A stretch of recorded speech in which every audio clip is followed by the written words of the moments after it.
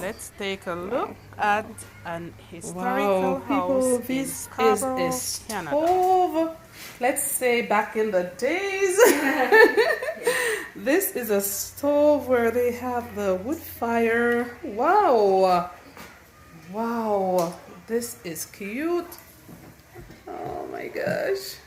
All right. Do you know where my sister went? Your sister? Yeah, she's coming here. Okay, thanks. And we have Alicia Reed's photograph here of a beef patty at Warden Station. So Alicia Reed is a local Jamaican Scarborough-based artist, and she actually won the Scarborough Photo Contest. Yes. For this. Wow. And the Scarborough Photo Contest actually came around because when you Google Scarborough, there's a lot of like really stereotypical imagery that's like really not great.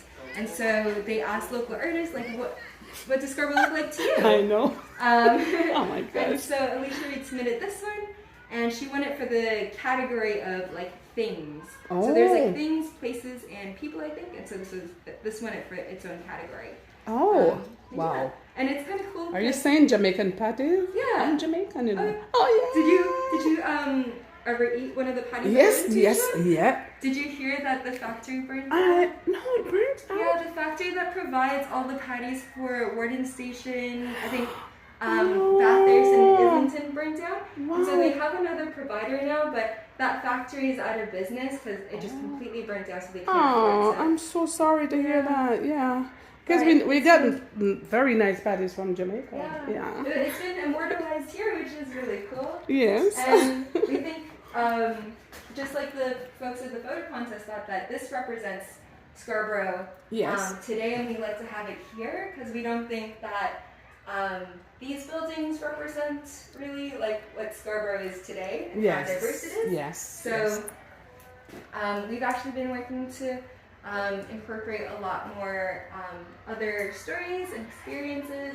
So that's why we have one of these paintings, and this is just the beginning of a very long process of like working with more Scarborough artists. And stuff. As you'll see, we have a couple more down there. Yes. Yeah, we're working to do more of that stuff. Okay. So may I ask, what about this? Was this the telephone that they used during those days? Yeah. Where are your parents? Where's your adults? They're playing. Right there. You have to stick with them. No, they're right here. Oh, they're there? All right. Okay, don't want to get them on my video. So this is a telephone, and All right, so. Okay. so this is William Mcallen's log house. He purchased it actually. He didn't build it himself, but he purchased it in the 1830s when he arrived here from This Scotland. house was built With his in the family. 1830s. He came here with his mom and his sister. His father and his other siblings actually passed away on the boat ride over. It's a long way from Scotland. Wow. And, you know, disease was quite rampant Yes. at the time, as it is today. Yeah. But yeah, that was bad. he lived here. It started out as a one-room log cabin, Yes. as most of them are, and then they built like some dividing walls, Yes. and that sort of stuff. Okay. And this was originally located around the Toronto Zoo area, just as a lot of the buildings here were actually moved here in the 60s. Okay. And yeah, so this was moved here in the 60s.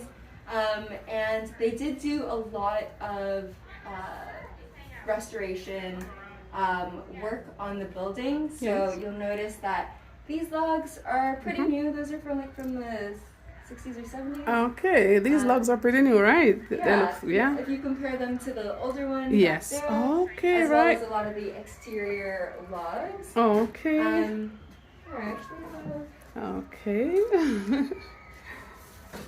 Okay, so this is an old building. This is like, what year would you say the building is from? 1830s. 1830s. Wow. So So we it's- still find this in Canada. So it's pretty old, at least, you know, the old beams, but the building itself is not that old. Okay. 'Cause Oh. they did so much work on it. All right. They renovated it. Yeah, All and right. not only did the museum do work on it, but William Mcallen also worked on it a lot. Like, he did his own renovations, he expanded it. See, usually the European colonizers, when they built these cabins, they did it for like temporary shelter. Yes. And they would start growing their family here, and in that time, while they're living here with their family, they would also build a more permanent house. These are like temporary spaces that would later be used for storage. But since William Mcallen didn't end up having a family, so he was a bachelor his whole life, he lived here, and so he did his own renovations, which was kind of not uncommon, but like less common. Oh yes, I understand. Yeah. So may I ask though, was this the fireplace that they normally use? Fireplace. Okay, so I'm gonna be looking right into this place here. Wow, it's very, very interesting, right?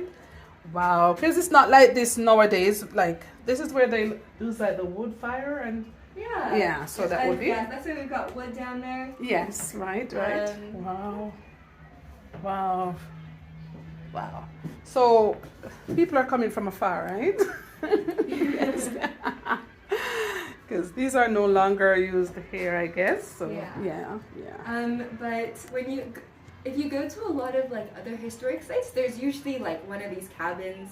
Okay. Yes. They were pretty common, as they were like I said, like a little shelter for a lot of European colonizers and settlers. But yeah, so there's a bunch of those. Why we preserved this one? Well, it wasn't anything special in terms of its architecture. Like I said, it's like really common all over Canada. Yes, okay. And the person wasn't really of any significance either. His name was William Mcallen, like I said, and he was a shepherd, so didn't really do anything big. Just did his own thing. Yes. So they kind of preserved this. What's mainly quoted is it was going to be demolished, so they were trying to save it. Yes. Is one of the reasons. And then another one is like in the 60s and 70s, there's a big nostalgia for these like old buildings because Canada turned 100. Yes. And so they wanted to preserve these as a way of preserving like Canada's colonial history, and then also teaching that to future generations, which is why this building exists.